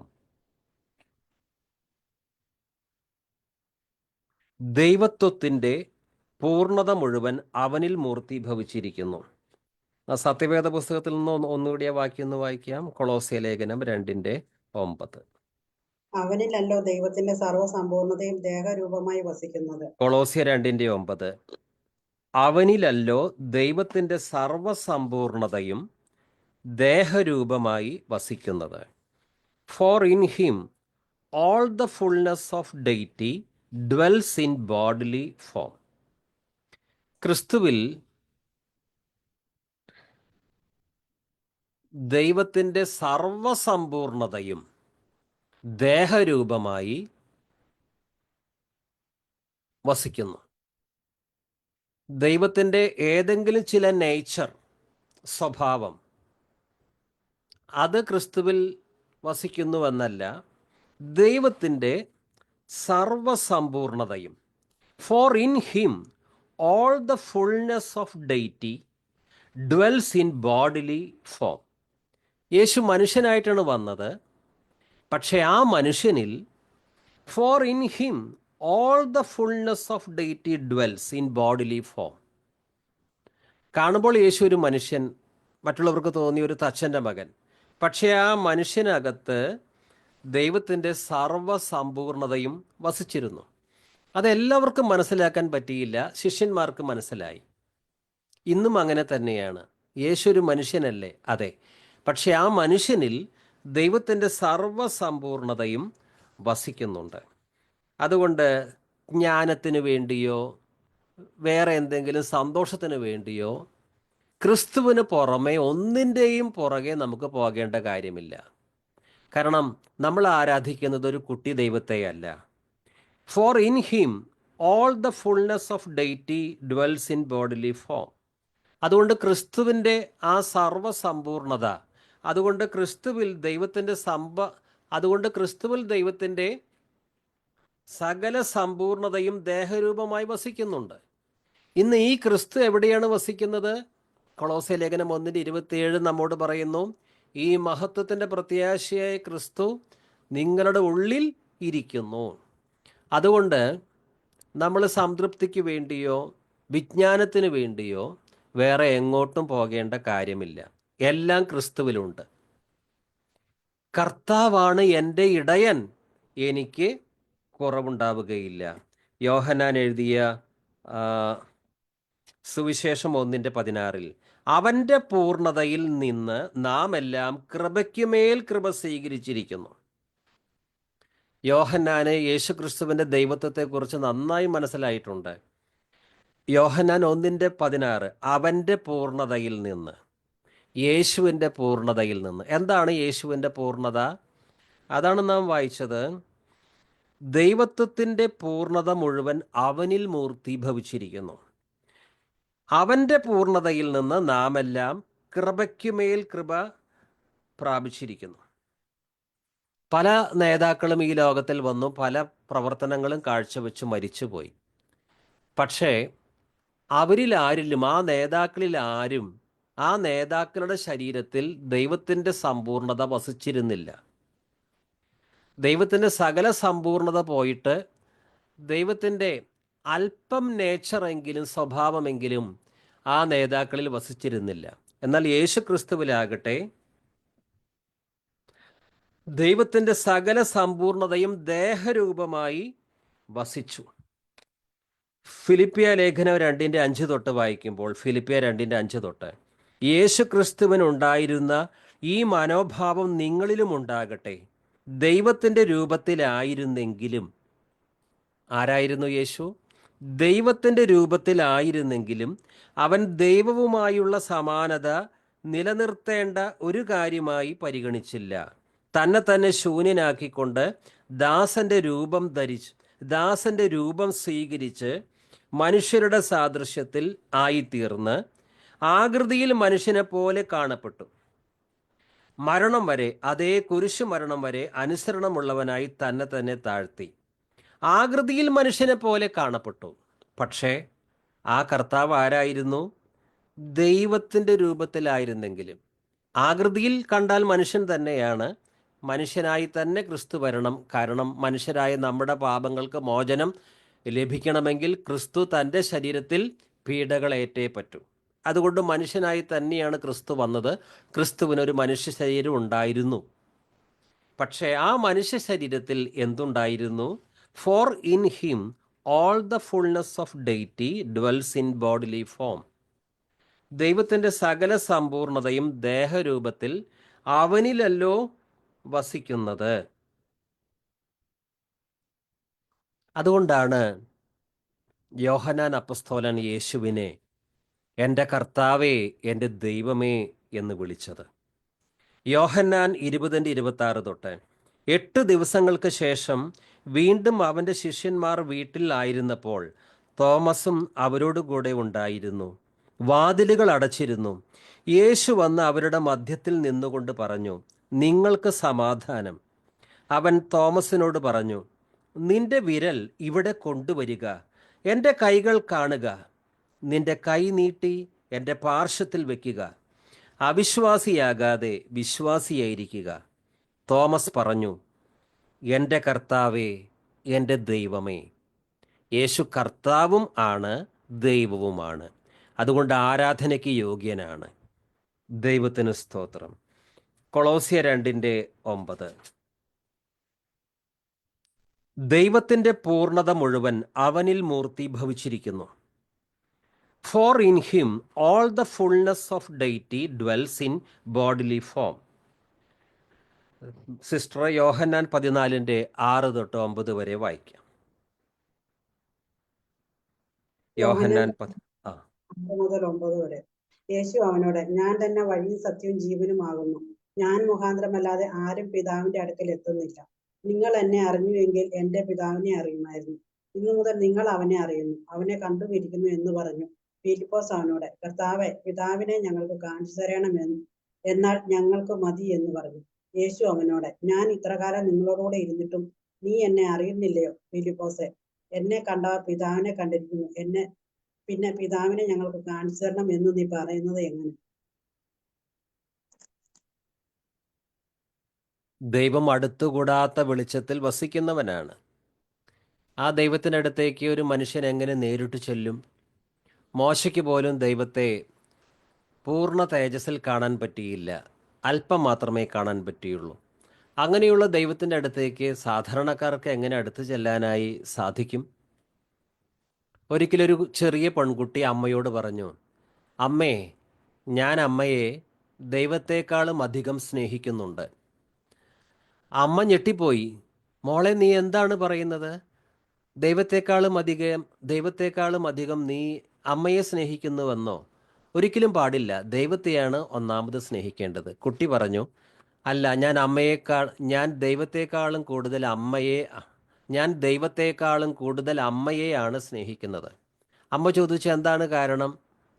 എനിക്ക് അമ്മയെ ആലിംഗനം ചെയ്യാൻ പറ്റും, എനിക്ക് ദൈവത്തെ ആലിംഗനം ചെയ്യാൻ സാധിക്കുകയില്ല. ആ കൊച്ചുകുട്ടിയുടെ മനസ്സിൽ ദൈവത്തെ തൊടാനോ ആലിംഗനം ചെയ്യാനോ ഒന്നും സാധിക്കുകയില്ല. എന്നാൽ അവൾക്ക് അവളുടെ അമ്മയെ ഇതൊക്കെ ചെയ്യാൻ പറ്റും. ഇതുപോലെ സാധാരണ മനുഷ്യർക്ക് മനസ്സിലാകത്തക്ക രീതിയിൽ ദൈവത്തിൻ്റെ സമ്പൂർണത യേശു ക്രിസ്തുവിൽ ഒരു മനുഷ്യനായി ഇതുപോലെ സാധാരണ മനുഷ്യർക്ക് പെട്ടെന്ന് ദൈവത്തെ സമീപിക്കുവാൻ സാധിക്കുന്നത് യേശു ക്രിസ്തുവിലൂടെയാണ്. ശിഷ്യന്മാർ യേശുവിൻ്റെ കൂടെ നടന്നു. ഫിലിപ്പോസിനൊരു സംശയമുണ്ടായി. നമുക്കറിയാം, അത് വായിക്കുകയാണ്. യോഹന്നാൻ 14:6 തൊട്ട്. യേശു പറഞ്ഞു, വഴിയും സത്യവും ജീവനും ഞാനാണ്. എന്നിലൂടെയല്ലാതെ ആരും പിതാവിൻ്റെ അടുക്കലേക്ക് വരുന്നില്ല. നിങ്ങൾ എന്നെ അറിഞ്ഞിരുന്നുവെങ്കിൽ എൻ്റെ പിതാവിനെയും അറിയുമായിരുന്നു. ഇപ്പോൾ മുതൽ നിങ്ങൾ അവനെ അറിയുന്നു, നിങ്ങൾ അവനെ കാണുകയും ചെയ്തിരിക്കുന്നു. ഫിലിപ്പോസ് പറഞ്ഞു, കർത്താവേ, പിതാവിനെ ഞങ്ങൾക്ക് കാണിച്ചു തരിക, ഞങ്ങൾക്കത് മതി. യേശു പറഞ്ഞു, ഇക്കാലം അത്രയും ഞാൻ നിങ്ങളോടുകൂടെ ആയിരുന്നിട്ടും ഫിലിപ്പോസേ, നീ എന്നെ അറിയുന്നില്ലേ? എന്നെ കാണുന്നവൻ പിതാവിനെ കാണുന്നു. പിന്നെ പിതാവിനെ ഞങ്ങൾക്ക് കാണിച്ചു തരിക എന്ന് നീ പറയുന്നത് എങ്ങനെ? യേശു പറയുകയാണ്, എന്നെ കാണുന്നവൻ പിതാവിനെ കാണുന്നു. കാരണം for in him all the fullness of deity dwells in bodily form. ദൈവത്തിൻ്റെ സകല സമ്പൂർണതയും ദേഹരൂപമായി ക്രിസ്തുവിലാണ് വസിച്ചത്. ക്രിസ്തു ഇവിടെ വീണ്ടും പറയുന്നു, ഇപ്പോൾ മുതൽ നിങ്ങൾ അവനെ അറിയുന്നു, നിങ്ങൾ അവനെ കാണുകയും ചെയ്തിരിക്കുന്നു. അതായത് പിതാവായ ദൈവത്തെ. യേശുവിനെ കാണുമ്പോൾ പിതാവായ ദൈവത്തെ തന്നെയാണ് കാണുന്നത്. യേശുവിനെ ഒഴിവാക്കി ആർക്കും പിതാവായ ദൈവത്തിലേക്ക് പ്രവേശനമില്ല. അതുകൊണ്ട് ക്രിസ്തു പറഞ്ഞു, ഞാൻ തന്നെയാണ് വഴിയും സത്യവും ജീവനും. ഞാൻ മുഖാന്തരമല്ലാതെ ആരും പിതാവിൻ്റെ സന്നിധിയിൽ പ്രവേശിക്കുകയില്ല. 1 യോഹന്നാൻ 1:1-2. 1 യോഹന്നാൻ 1:1-2. ആദ്യം മുതൽ ഉണ്ടായിരുന്നതും ഞങ്ങൾ കേട്ടതും സ്വന്തം കണ്ണുകൊണ്ട് കണ്ടതും സൂക്ഷിച്ചു വീക്ഷിച്ചതും കൈകൊണ്ട് സ്പർശിച്ചതുമായ ജീവന്റെ വചനത്തെപ്പറ്റി ഞങ്ങൾ അറിയിക്കുന്നു. പെൺകുട്ടി പറഞ്ഞല്ലോ, എനിക്ക് എൻ്റെ അമ്മയെ ആലിംഗനം ചെയ്യാൻ പറ്റും, ദൈവത്തെ അങ്ങനെ സാധിക്കുന്നില്ലല്ലോ. ഇവിടെ യോഹന്നാൻ എന്താണ് പറയുന്നത്? ആദ്യം മുതൽ ഉണ്ടായിരുന്നതും ഞങ്ങൾ കേട്ടതും. യേശു പ്രസംഗിക്കുന്നത് നേരിട്ട് കേട്ടു, സ്വന്തം കണ്ണുകൊണ്ട് കണ്ടു. യേശുവിൻ്റെ മനുഷ്യരൂപത്തെ യോഹന്നാൻ നേരിട്ട് കണ്ടു. സൂക്ഷിച്ചു വീക്ഷിച്ചതും കൈകൊണ്ട് സ്പർശിച്ചതുമായി ജീവന്റെ വചനത്തെപ്പറ്റി. ജീവന്റെ വചനം യേശുവാണ്. യോഹന്നാൻ യേശുവിൻ്റെ മാർവിൽ ചാരിക്കിടന്നു. ആദ്യം മുതൽ ഉണ്ടായിരുന്നതും ഞങ്ങൾ കേട്ടതും സ്വന്തം കണ്ണുകൊണ്ട് കണ്ടതും സൂക്ഷിച്ചു വീക്ഷിച്ചതും കൈകൊണ്ട് സ്പർശിച്ചതുമായ ജീവന്റെ വചനത്തെപ്പറ്റി ഞങ്ങൾ അറിയിക്കുന്നു. കൊളോസ്യർ 2:19. നാം പഠിക്കുന്നത് കൊളോസ്യ ലേഖനം 2-ാം അധ്യായമാണ്. ഇതേ 2-ാം അധ്യായം 19-ാം വാക്യത്തിൽ കൊളോസ്യർ 2:19, അവർ ശിരസിനോട് ഗാഢബന്ധം പുലർത്തുന്നില്ല, ശരീരം മുഴുവൻ സന്ധിബന്ധങ്ങളാലും സിരകളാലും പരിപുഷ്ടമാക്കപ്പെട്ടും കൂട്ടിയിണക്കപ്പെട്ടും ദൈവഹിതാനുസരണം പൂർണ്ണ വളർച്ച പ്രാപിക്കുന്നത് ഈ ശിരസിൽ നിന്നാണല്ലോ. ഇനി യോഹന്നാൻ 10-ാം അധ്യായം 28 തൊട്ട് വായിക്കുന്നു. യോഹന്നാൻ സിസ്റ്റർ വായിക്കാം. യോഹന്നാൻ 10:20. അതാണോ വായിക്കേണ്ടത്? വായിക്കും. ഓക്കെ. 30 വരെ. ഞാൻ അവയ്ക്ക് നിത്യജീവൻ കൊടുക്കുന്നു, അവ ഒരു നാളും നശിച്ചു പോവുകയില്ല, ആരും അവയെ എന്റെ കയ്യിൽ നിന്ന് പിടിച്ചു പറിക്കുകയുമില്ല. അവയെ തന്നിരിക്കുന്ന എന്റെ പിതാവ് എല്ലാവരിലും വലിയവൻ, പിതാവിന്റെ കയ്യിൽ നിന്ന് പിടിച്ചു പറിക്കുവാൻ ആർക്കും കഴിയുകയില്ല. ഞാനും പിതാവും ഒന്നാകുന്നു. യോഹന്നാൻ 10:28 തൊട്ട്, ഞാൻ അവയ്ക്ക് നിത്യജീവൻ നൽകുന്നു, അവ ഒരിക്കലും നശിച്ചു പോവുകയില്ല, അവയെ എൻ്റെ അടുക്കൽ നിന്ന് ആരും പിടിച്ചെടുക്കുകയുമില്ല. അവയെ എനിക്ക് നൽകിയ എൻ്റെ പിതാവ് എല്ലാവരെയുംക്കാൾ വലിയവനാണ്. പിതാവിൻ്റെ കയ്യിൽ നിന്ന് അവയെ പിടിച്ചെടുക്കാൻ ആർക്കും സാധിക്കുകയില്ല. ഞാനും പിതാവും ഒന്നാണ്. ഞാനും പിതാവും ഒന്നാണ്. കാരണം എന്താണ്? For in him all the fullness of deity dwells in bodily form. 1 Timothy 3:16. 1 Timothy 3:16. നമ്മുടെ മതത്തിൻ്റെ രഹസ്യം ശ്രേഷ്ഠമാണെന്ന് ഞങ്ങൾ പ്രഖ്യാപിക്കുന്നു. ശരീരത്തിൽ പ്രത്യക്ഷപ്പെട്ടവൻ ആത്മാവിൽ നീതീകരിക്കപ്പെട്ടു, ദൂതന്മാർക്ക് ദൃശ്യനായി, ജനപദങ്ങളുടെ ഇടയിൽ പ്രഘോഷിക്കപ്പെട്ടു. ലോകം അവനിൽ വിശ്വസിച്ചു, മഹത്വത്തിലേക്ക് അവൻ സംവഹിക്കപ്പെടുകയും ചെയ്തു. ശരീരത്തിൽ പ്രത്യക്ഷപ്പെട്ടവൻ. ക്രിസ്തുവിനൊരു മനുഷ്യ ശരീരം ഉണ്ടായിരുന്നു. പക്ഷേ ആ ശരീരത്തിനകത്ത് ദൈവത്തിൻ്റെ സകല സമ്പൂർണതയും കുടികൊണ്ടിരുന്നു.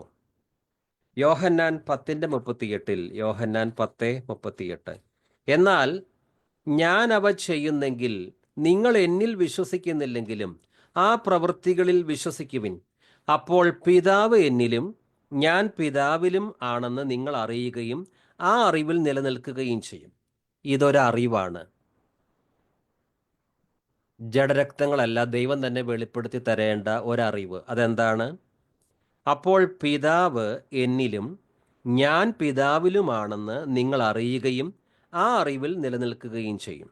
പിതാവ് എന്നിലും ഞാൻ പിതാവിലും. അപ്പോൾ യേശുവിൽ പിതാവ് വസിച്ചിരുന്നു. പിതാവിൻ്റെ അല്പമല്ല, പിതാവ് ഭാഗികമായിട്ടല്ല വസിച്ചത് യേശുവിൽ. പിന്നെയോ, for in him all the fullness of deity dwells in bodily form. അപ്പോൾ പിതാവ് എന്നിലും ഞാൻ പിതാവിലുമാണെന്ന് നിങ്ങൾ അറിയുകയും ആ അറിവിൽ നിലനിൽക്കുകയും ചെയ്യും. ഇനി 1 യോഹന്നാൻ 5:20 വായിക്കാം. 1 യോഹന്നാൻ 5:20. 1 യോഹന്നാൻ 5:20. ദൈവപുത്രൻ വന്നു എന്നും സത്യദൈവത്തെ അറിയുവാൻ നമുക്ക് വിവേകം തന്നു എന്നും നാം അറിയുന്നു. നാം സത്യദൈവത്തിൽ അവന്റെ പുത്രനായ യേശുക്രിസ്തുവിൽ തന്നെ ആകുന്നു. അവൻ സത്യദൈവവും നിത്യജീവനുമാകുന്നു. 1 യോഹന്നാൻ 5:20. ദൈവപുത്രൻ വന്നെന്നും സത്യസ്വരൂപനെ അറിയാനുള്ള കഴിവ് നമുക്ക് നൽകിയെന്നും നാം അറിയുന്നു.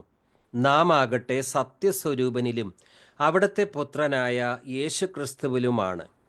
ഇവനാണ് സത്യദൈവവും നിത്യജീവനും. ഇവനാണ് സത്യദൈവവും നിത്യജീവനും. യോഹന്നാൻ 14:20. യോഹന്നാൻ 14:20. ഞാൻ എൻ്റെ പിതാവിലും നിങ്ങൾ എന്നിലും ഞാൻ നിങ്ങളിലുമാണെന്ന് ആ ദിവസം നിങ്ങൾ അറിയും. ഞാൻ എൻ്റെ പിതാവിലും ഞാൻ എൻ്റെ പിതാവിലും. ഇനി ക്രിസ്തുവിൽ വിശ്വസിക്കുന്നവരോ, നിങ്ങൾ എന്നിലും ഞാൻ നിങ്ങളിലുമാണെന്ന് ആ ദിവസം നിങ്ങൾ അറിയും. എന്തൊരു ഐക്യമാണ് ഇത്! ഞാൻ എൻ്റെ പിതാവിലും നിങ്ങൾ എന്നിലും ഞാൻ നിങ്ങളിലുമാണെന്ന് ആ ദിവസം നിങ്ങൾ അറിയും. തീത്തോസ് 2:13. തീത്തോസ് 2:13. അതേസമയം നമ്മുടെ മഹോന്നതനായ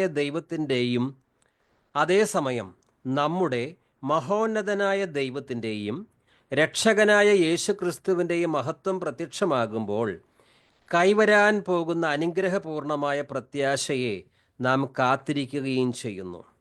നമ്മുടെ മഹോന്നതനായ ദൈവത്തിൻ്റെയും രക്ഷകനായ യേശുക്രിസ്തുവിൻ്റെയും മഹത്വം പ്രത്യക്ഷമാകുമ്പോൾ, കർത്താവായ യേശുവിൻ്റെ രണ്ടാമത്തെ വരവിലാണ് രക്ഷകനായ യേശുക്രിസ്തുവിൻ്റെ മഹത്വം സകല മനുഷ്യർക്കും കാണത്തക്ക രീതിയിൽ പ്രത്യക്ഷമാകുന്നത്. മത്തായി 1:23.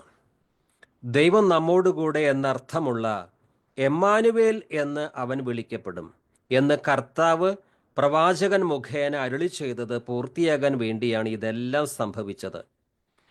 ദൈവം നമ്മോടുകൂടെ എന്നർത്ഥമുള്ള എമ്മാനുവേൽ എന്ന് യേശു വിളിക്കപ്പെടും. കാരണം എന്താണ്?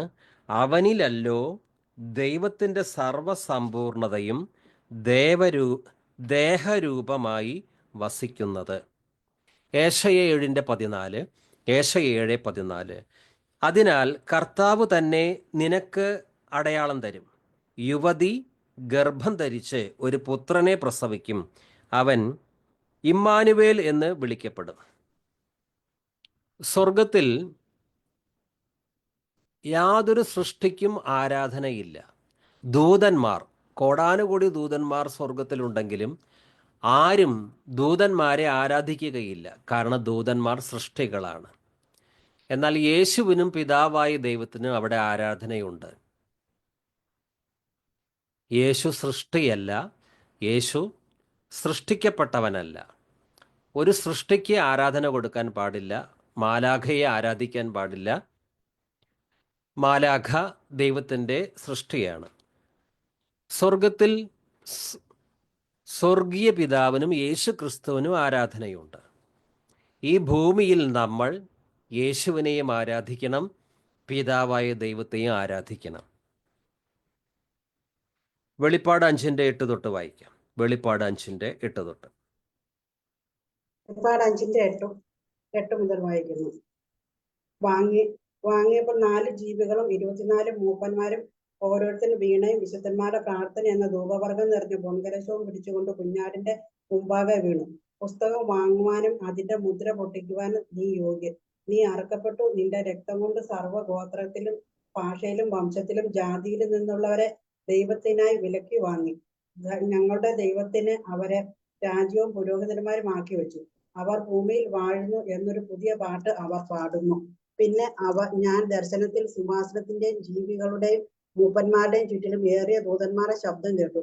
അവരുടെ എണ്ണം 10,000 10,000-വും 1000-1000-വുമായിരുന്നു. അവർ അത്യുച്ചത്തിൽ അറുക്കപ്പെട്ട കുഞ്ഞാട് ശക്തിയും ധനവും ജ്ഞാനവും ബലവും ബഹുമാനവും മഹത്വവും സ്തോത്രവും ലഭിക്കുവാൻ യോഗ്യൻ എന്ന് പറഞ്ഞു. സ്വർഗത്തിലും ഭൂമിയിലും ഭൂമിക്ക് കീഴിലും സമുദ്രത്തിലുമുള്ള സകല സൃഷ്ടിയും അവയിലുള്ളതൊക്കെയും സിംഹാസനത്തിൽ ഇരിക്കുന്നവനും കുഞ്ഞാടിനും സ്തോത്രവും ബഹുമാനവും മഹത്വവും ബലവും എന്നേക്കും ഉണ്ടാകട്ടെ എന്ന് പറയുന്നത് ഞാൻ കേട്ടു. വെളിപ്പാട് 5-ാം അധ്യായം 8 തൊട്ട്. അവൻ അത് സ്വീകരിച്ചപ്പോൾ 4 ജീവികളും 24 ശ്രേഷ്ഠന്മാരും കുഞ്ഞാടിന്റെ മുമ്പിൽ സാഷ്ടാംഗം പ്രണമിച്ചു.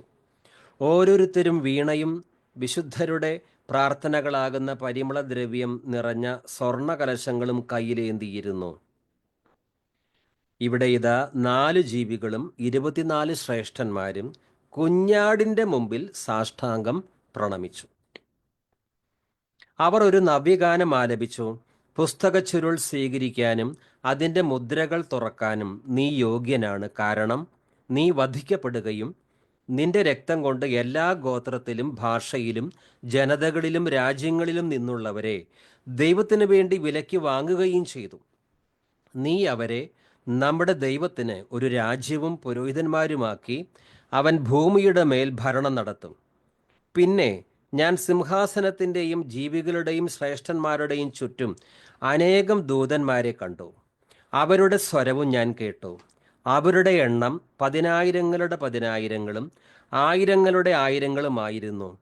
ഉച്ചസ്വരത്തിൽ ഇവർ ഉദ്ഘോഷിച്ചു, കൊല്ലപ്പെട്ട കുഞ്ഞാട് ശക്തിയും ധനവും ജ്ഞാനവും ആധിപത്യവും ബഹുമാനവും മഹത്വവും സ്തുതിയും സ്വീകരിക്കാൻ യോഗ്യനാണ്.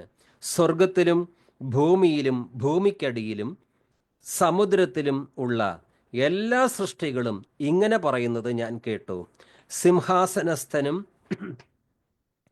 കുഞ്ഞാടിനും എന്നേക്കും സ്തുതിയും ബഹുമാനവും മഹത്വവും ആധിപത്യവും. കുഞ്ഞാടിന് മാത്രം ആരാധനയല്ല, സിംഹാസനസ്ഥനെ അവിടെ ഒഴിവാക്കുന്നില്ല. സിംഹാസനസ്ഥൻ പിതാവായ ദൈവമാണ്, കുഞ്ഞാട് യേശു ക്രിസ്തുവാണ്. ഇന്ന് പലരും ഭൂമിയിൽ ദൈവമക്കൾ അവരുടെ ആരാധനയിലും സഭാരാധനയിലും വ്യക്തിപരമായ ആരാധനകളിലൊക്കെ ഈ സിംഹാസനസ്ഥനെ പിതാവായ ദൈവത്തെ മിക്കവാറും ഒഴിവാക്കി കുഞ്ഞാടിനെ മാത്രം ആരാധിക്കാറുണ്ട്. നമ്മുടെ പാഠപുസ്തകത്തിൽ മിക്കവാറും എല്ലാ പാട്ടുകളും പിതാവായ ദൈവത്തെ ആരാധനയിൽ നിന്ന് ഒഴിവാക്കിക്കൊണ്ടുള്ള പാട്ടുകളാണ്. കുഞ്ഞാടിന് മാത്രം മഹത്വം കൊടുക്കുന്ന ആരാധനകളാണ്. തീർച്ചയായും കുഞ്ഞാട് ആരാധനയ്ക്ക് യോഗ്യനാണ്. പക്ഷേ പിതാവായ ദൈവത്തെ ആരാധനയിൽ നിന്ന് ഒഴിവാക്കി കുഞ്ഞാടിനെ മാത്രം ആരാധിക്കുന്നത് ശരിയാണോ എന്ന് ചിന്തിക്കുക. ഇവിടെ സിംഹാസനസ്ഥനും കുഞ്ഞാടിനും എന്നേക്കും സ്തുതിയും ബഹുമാനവും മഹത്വവും ആധിപത്യവും. സ്വർഗത്തിലും ഭൂമിയിലും ഭൂമിക്കടിയിലും സമുദ്രത്തിലുമുള്ള എല്ലാ സൃഷ്ടികളും ഇങ്ങനെ പറയുന്നത് ഞാൻ കേട്ടു. എല്ലാ സൃഷ്ടികളും സിംഹാസനസ്ഥനും കുഞ്ഞാടിനും എന്നേക്കും സ്തുതിയും ബഹുമാനവും മഹത്വവും ആധിപത്യവും. നാം ധ്യാനിക്കുന്നത് കൊളോസ്യർ 2:9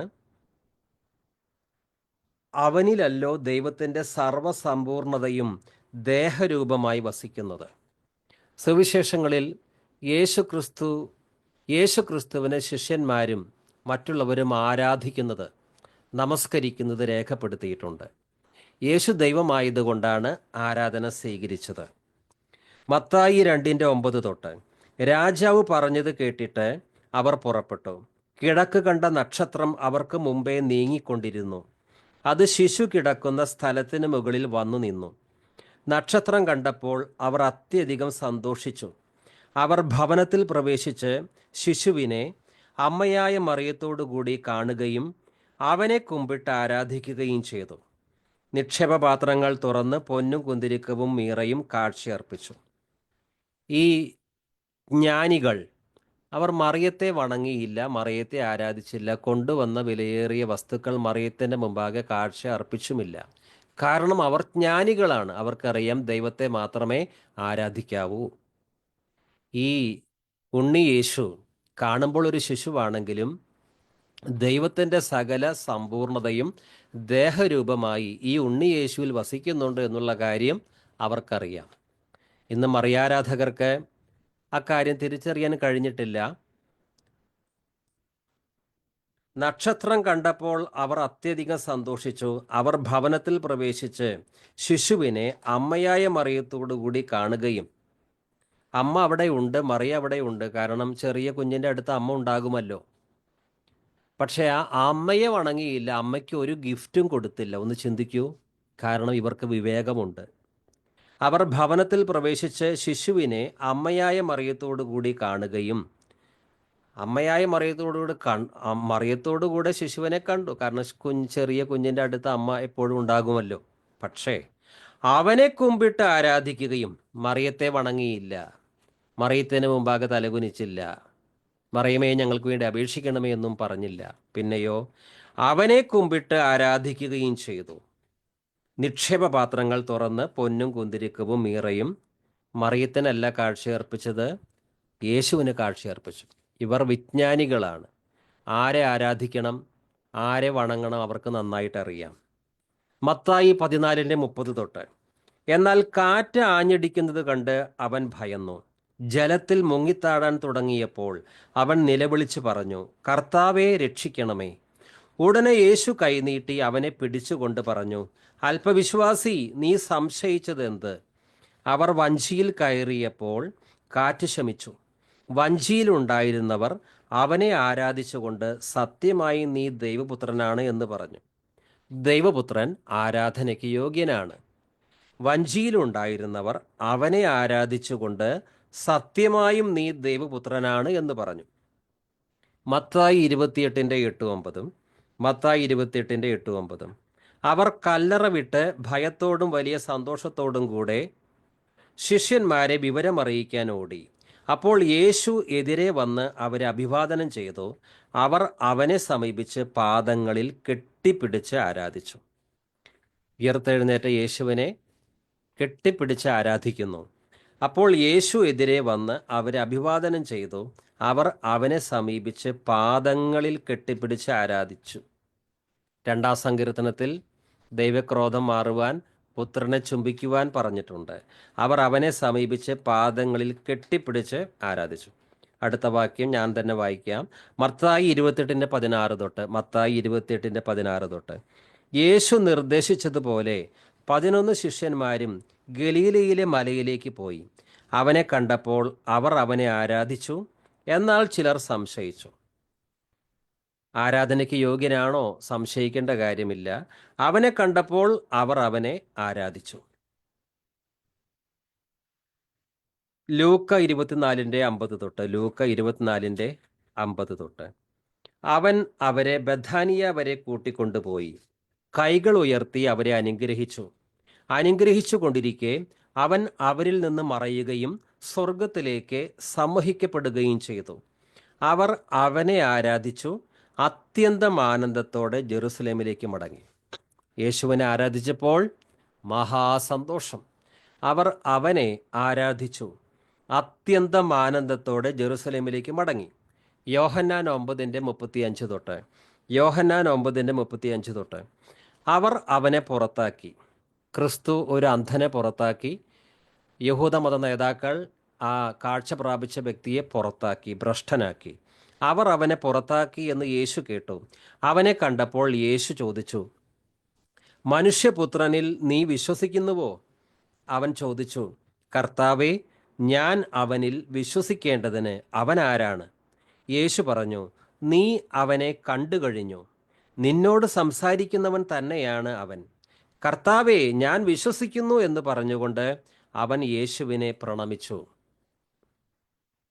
അന്ധൻ്റെ കണ്ണ് തുറന്നു, ആത്മീയ ദൃഷ്ടിയും തുറന്നു. ആരാധിക്കേണ്ടവനെ ആരാധിക്കാനും സാധിച്ചു. എബ്രായർ 1:6. വീണ്ടും തൻ്റെ ആദ്യജാതനെ ലോകത്തിലേക്ക് അയച്ചപ്പോൾ അവിടുന്ന് പറഞ്ഞു, ദൈവത്തിൻ്റെ ദൂതന്മാരെല്ലാം അവനെ ആരാധിക്കട്ടെ. യേശു ക്രിസ്തുവിനെ ആരാധിക്കണം. അത് പിതാവായ ദൈവത്തിൻ്റെ കൽപ്പനയാണ്. മാലാഖമാർ യേശുവിനെ ആരാധിക്കണം. ദൈവത്തിൻ്റെ ഓർഡറാണ് അത്. വീണ്ടും തൻ്റെ ആദ്യജാതനെ ലോകത്തിലേക്ക് അയച്ചപ്പോൾ അവിടുന്ന് പറഞ്ഞു, ദൈവത്തിൻ്റെ ദൂതന്മാരെല്ലാം അവനെ ആരാധിക്കട്ടെ. ദൈവത്തിൻ്റെ ദൂതന്മാർക്ക് യേശുവിനെ ആരാധിക്കുവാൻ ദൈവം കൽപ്പന കൊടുത്തെങ്കിൽ ദൈവപുത്രനായ യേശുവിനെ ആരാധിക്കുവാൻ നമുക്കും ദൈവത്തിൻ്റെ കൽപ്പനയുണ്ട്, സംശയിക്കേണ്ട കാര്യമില്ല. വെളിപ്പാട് പുസ്തകത്തിൽ തേജസ്കരിക്കപ്പെട്ട യേശുവിനെ യോഹന്നാൻ കാണുന്നുണ്ട്. വെളിപ്പാട് 1:10 തൊട്ട്. ഇതുകൂടി വായിച്ചു ഇന്നത്തെ വചനപ്രബോധനം അവസാനിപ്പിക്കാമെന്ന് കരുതുന്നു. വെളിപ്പാട് 1:10 തൊട്ട്. കർത്താവിൻ്റെ ദിനത്തിൽ ഞാൻ ആത്മാവിൽ ലയിച്ചിരിക്കെ കാഹളത്തിൻ്റേത് പോലുള്ള ഒരു വലിയ സ്വരം എൻ്റെ പുറകിൽ നിന്ന് കേട്ടു. നീ കാണുന്നത് ഒരു ഗ്രന്ഥത്തിൽ എഴുതി എഫേസോസ്, സ്മുർണ, പെർഗാമോസ്, തിയത്തീറ, സാർദീസ്, ഫിലദൽഫിയ, ലവോദീക്കിയ എന്നീ 7 സ്ഥലങ്ങളിലെ സഭകൾക്കും അയച്ചു കൊടുക്കുക. എന്നോട് സംസാരിച്ച സ്വരം ശ്രദ്ധിക്കാൻ തിരിഞ്ഞു നോക്കിയപ്പോൾ സ്വർണ്ണ നിർമ്മിതമായ 7 ദീപപീഠങ്ങൾ ഞാൻ കണ്ടു. ദീപപീഠങ്ങളുടെ മധ്യേ മനുഷ്യപുത്രനെ പോലുള്ള ഒരുവൻ. അവന് പാദം വരെ നീണ്ടുകിടക്കുന്ന മേലങ്കി, മാറോടടുത്ത് സ്വർണം കൊണ്ടുള്ള ഇടക്കച്ച. അവൻ്റെ ശിരസും മുടിയുമാകട്ടെ വെൺമഞ്ഞ് പോലെയും വെൺകമ്പിളി പോലെയും ധവളം. നയനങ്ങൾ തീജ്വാല പോലെ, പാദങ്ങൾ ചൂളയിൽ ഉരുകിയ പിച്ചള പോലെ, സ്വരം പെരുവെള്ളത്തിൻ്റേത് പോലെയും. അവൻ്റെ വലത്ത് കൈയിൽ 7 നക്ഷത്രങ്ങൾ. അവൻ്റെ വലത്ത് കൈയിൽ 7 നക്ഷത്രങ്ങൾ. വായിൽ നിന്ന് പുറത്തേക്ക് വരുന്ന മൂർച്ചയുള്ള ഇരുവായ്ത്തലവാൾ. വദനം പൂർണ്ണ ശക്തിയോടെ പ്രകാശിക്കുന്ന സൂര്യനെപ്പോലെ. അവനെ കണ്ടപ്പോൾ ഞാൻ മരിച്ചവനെ പോലെ അവൻ്റെ കാൽക്കൽ വീണു. അവനെ കണ്ടപ്പോൾ യോഹന്നാൻ എന്താണ് ചെയ്തത്? അവനെ കണ്ടപ്പോൾ ഞാൻ മരിച്ചവനെ പോലെ അവൻ്റെ കാൽക്കൽ വീണു. അപ്പോൾ അവൻ വലത്ത് കൈ എൻ്റെ മേൽ വെച്ചുകൊണ്ട് പറഞ്ഞു, ഭയപ്പെടേണ്ട, ഞാനാണ് ആദിയും അന്തവും ജീവിക്കുന്നവനും. ഞാനാണ് ആദിയും അന്തവും ജീവിക്കുന്നവനും. ഞാൻ മരിച്ചവനായിരുന്നു, എന്നാൽ ഇതാ ഞാൻ എന്നേക്കും ജീവിക്കുന്നു. മരണത്തിൻ്റെയും നരകത്തിൻ്റെയും താക്കോലുകൾ എൻ്റെ കയ്യിലുണ്ട്. നമുക്കെല്ലാവർക്കും കൊളോസ്യ ലേഖനം 2-ാം അധ്യായം 9-ാം വാക്യം സത്യവേദ പുസ്തകത്തിൽ നിന്ന് 2 തവണ വായിക്കാം. എല്ലാവരും 9-ാം വാക്യം എടുക്കുക. കൊളോസ്യ ലേഖനം 2:9 ഒരുമിച്ച് വായിക്കാം. അവനിലല്ലോ ദൈവത്തിന്റെ സർവ്വസമ്പൂർണതയും ദേഹരൂപമായി വസിക്കുന്നത്.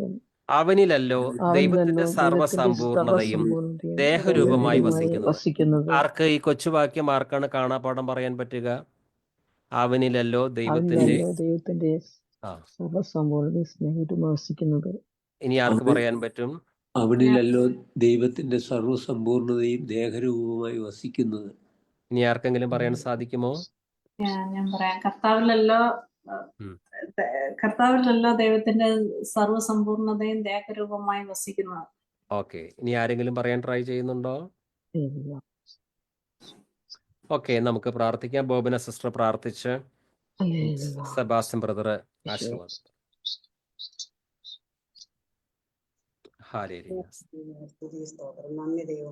നന്ദി ദൈവമേ, നിത്യനും പരിശുദ്ധമായ ഞങ്ങൾ സമർപ്പിക്കുന്നു. സ്തോത്രം ദൈവമേ, ഹല്ലേലൂയ. മഹത്വം മഹത്വം സർവ്വമഹത്വം. പിതാവായ യഹോവ ഇന്ന് പകലും മുഴുവനും ഞങ്ങളെ കാത്തു പരിപാലിക്കുന്നു.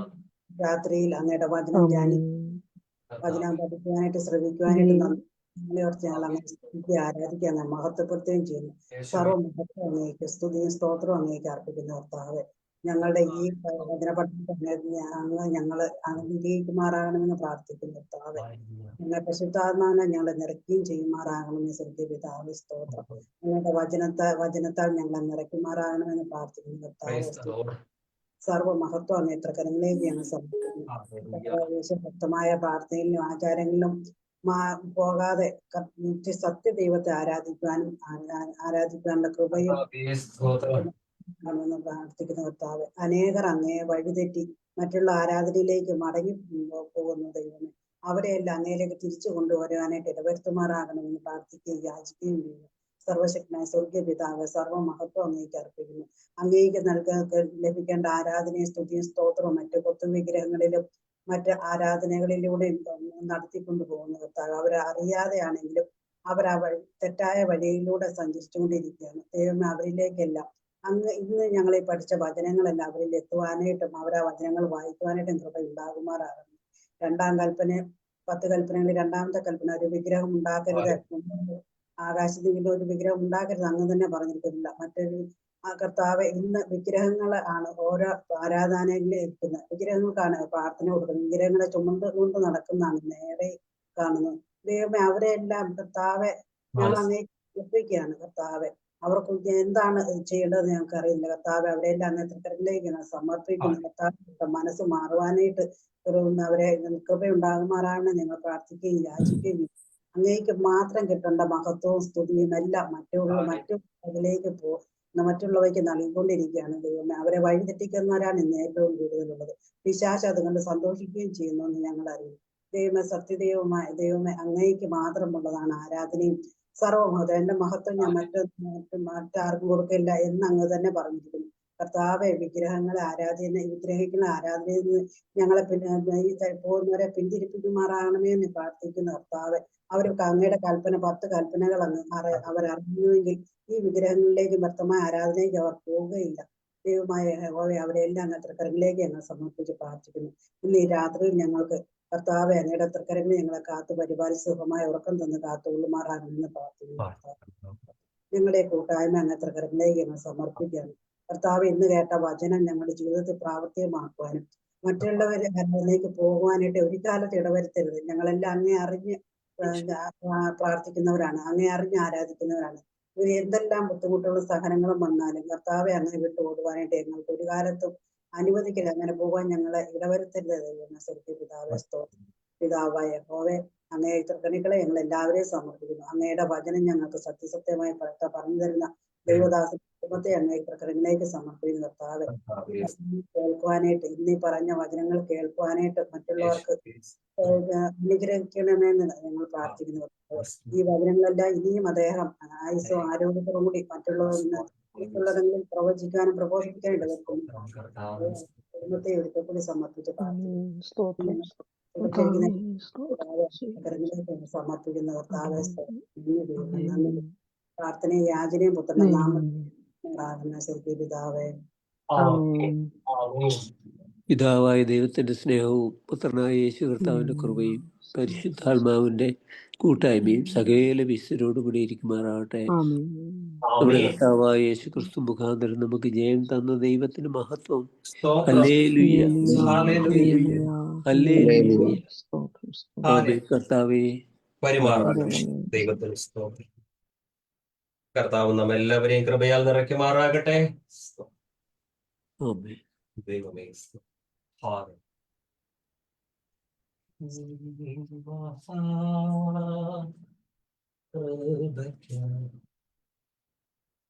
വഴിയും സത്യവും ജീവനും ഇവനെ, അവനരികിൽ വരുവിൻ വഴിയും ആശ്വാസമേകുമേവൻ. വഴിയും സത്യവും ജീവനും ഇവനെ, അവനരികിൽ വരുവിൻ വഴിയും ആശ്വാസമേകുമേ അവൻ. ലോകപാപ കുരിശെടുത്തു സ്തുതിപ്പിൻ യേശുദേ.